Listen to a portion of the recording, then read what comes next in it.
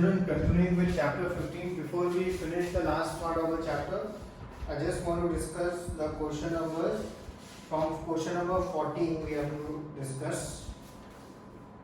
Question number 14 is, what are weeds and how do they affect growth of crops? Hopefully all of you would have already marked them.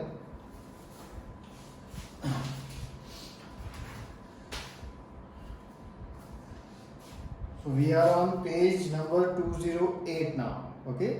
So we on first question is, what are weeds? So if you see on page 208, weeds are unwanted plants. From here your answer will start. And how do they affect growth of crops? They compete for food, space, light, and that's all. Those things you will write. And weeds take up nutrients and reduce the growth of the crop. That's how they compete. Okay. Question number 15. How do insects attack the plants? This question again is there on page 208.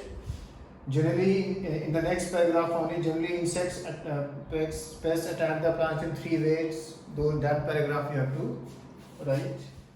Now next question is, how can we control weeds, insects and diseases? That will come in on page 208 only.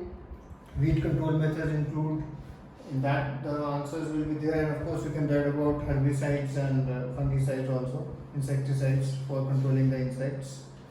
And the next question is, how can we control, what factors are responsible for losses of grains during storage? That is there on page 209 under storage of grains, as it is very clearly written, biotic and abiotic factors, and then you can just explain them a little bit.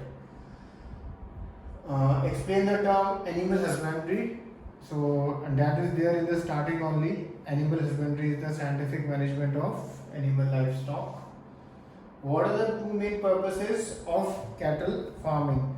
Again, in the starting only on page 209 on cattle farming, he has given very clearly the 2 purposes. What does milk production depend upon? Milk, what that will be there on page 210. Milk production, it is there. You can start from page 209 also, and it ends on page 2010. Milk production depends upon so on and so forth. Which method is used for improving cattle breeds and why? Again, that is there in the continuing paragraph only, regarding exotic or foreign breeds, and from there you can make the answer. How should shelter facilities for cow and buffaloes be maintained? That is again, it starts on page 210 and then continues on the next paragraph only. Proper cleaning and shelter facilities. Food requirement of dairy animals is of what type? This is there in the next paragraph. The food requirement of dairy animals are of 2 types, maintenance and milk producing requirement. Just write about there. And the last question was, write note on diseases of cattle. So cattle suffer from a number of diseases, so that you can write from below. One other question was there on 25th, which I had not asked you to find out. Now you can find out.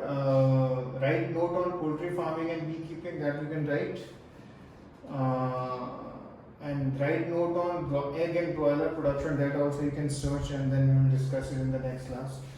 Apart from these questions, I had asked you to mark a question on page 208, which was an MCQ, and obviously all of you have marked question number 1, the C part, because if you use quality seeds, adopt irrigation, use fertilizer and use crop production measures, then you will get the maximum benefits. Question number 1, then on page 211, the question number 1, it is not very clearly written in our, not all the questions are there in the answers of all the questions are not there in your textbook obviously. Some of them you have to write in your own words, and question 1, that's why I explained in the video also very clearly how we are the statement, I had explained the statement and how the consumption of hen, the products it eats are not at all fit for human consumption, but then after it eats, and the hen gives us eggs or meat, and that is good for our consumption. So that's how we are able to change this food into highly nutritious animal protein food, which is fit for human consumption. So you will have to write this question in your own words. You have the explanation, and this answer is not clearly there in your text. Okay. Next question, what management practices are common in dairy and poultry farming? Again, this question you can't just mark it from the textbook because it's not clearly written. But of course, if you read both the paragraph, then you will realize there are shelter facilities regarding the data about that, and it should be well hygienic, well maintained. So you can write those points. And then, what are the differences between broilers and layers and in their management? Broilers, as you know, we basically use for meat, and layers are basically hens which we use for egg. So broilers are basically fed vitamin A and vitamin K in large quantities, and whereas the layers are fed nutrient, minerals and vitamins. Because broiler chickens require a faster growth rate because we want the meat quickly, and they are fed a lot of protein and fat, whereas layers are fed less fat and protein. Okay, so you can write those differences. A couple of points are there in this for this question of question 2 regarding like broiler chickens are fed with vitamin-rich supplementary growth and all. But again, this question is not completely written, so this question's answer I have given you. Okay. Now moving towards the last part of this chapter. Now we are on to fish production. As you know, fishes we get from the sea or we can get from the river also. So accordingly, there are different types of fishing methods. Either you take a boat, go in a river, capture your fish, or you go into the sea and then capture the fish. And there is one more method in which suppose there is a farm, you have a small farm, and there you grow the fish. Okay, it's not like you're growing a crop, but in that limited kind of pond or lake, you make the conditions which are conducive for a particular variety of fish to grow and thrive, so that you can then again take those fishes.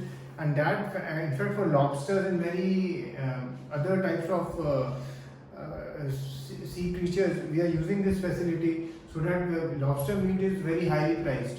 Okay, so from the sea, not only we get fishes, we get lots of other seafood also, which is fit for human consumption. Fish is a cheap source of animal protein for our food, and there are two ways of obtaining fish. One is from natural resources, as we just discussed, that which is called capture fishing. The other way of fish farming is called culture fishery. Okay, the water source of the fish can be either seawater or fresh water, such as in rivers or ponds. Fishing can be done both by capture and culture of fish in marine and freshwater systems. Now, India, of course, has a very large coastline. India's marine fishery resources include 7,500 kilometers of coastline and the deep seas beyond it. And from there, we can do the fishing. And inland fisheries include freshwater resources, include canals, ponds, reservoirs, rivers, and brackish water. Brackish water is basically where the sea water and the fresh water they mix. From there also we can have lots of fishes. Fish culture is sometimes done in combination with the rice crop. Okay, so that fish are grown in water in a paddy field. More intensive fish farming can be done in composite fish culture systems. Both local and imported fish species are used in such systems. And one more other thing which we do is a system known as composite fish culture system. What is done basically, in such a system, a combination of 5 or 6 species are used in a single fish pond.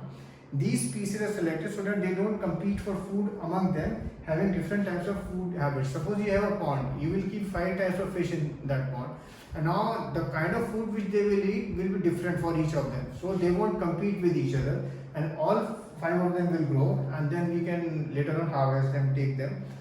Now the question, other topic which we have is beekeeping. Do you know who is one of the most famous beekeepers of the world? He climbed Mount Everest. He was the first person. He was Edmund Hillary, and he was from New Zealand, as you know. Beekeeping is obviously done for Honey is widely used and therefore beekeeping for making honey has become an agricultural enterprise. Since beekeeping needs low investments, farmers use it as an additional income generating activity. In addition to honey, the beehives are also a source of wax which is used for various medicinal preparations. One thing which we have to be careful about in this, there is this last paragraph which many times we forget about, and that paragraph is very relevant because it is asked many times. On page 213, if you see in the second in-text question, what is pasturage and how is it related to honey production? So if you read about this, the value or quality of honey depends upon pasturage or the flowers available to the bees for nectar and pollen collection. In addition to adequate quantity of pasturage, the kind of flowers available will determine the taste of honey. Okay, so this is an important question and remember to learn it. I'll be telling you to do this in-text question on page 213, 12. The other two questions you don't have to do of the fish because that would already be covered in the extra sum sheet which I said. And now you will search for question number 25 to 31. 25 to 31 you will search, and the questions on the page 213 which I just said regarding the honey. Okay, cheers.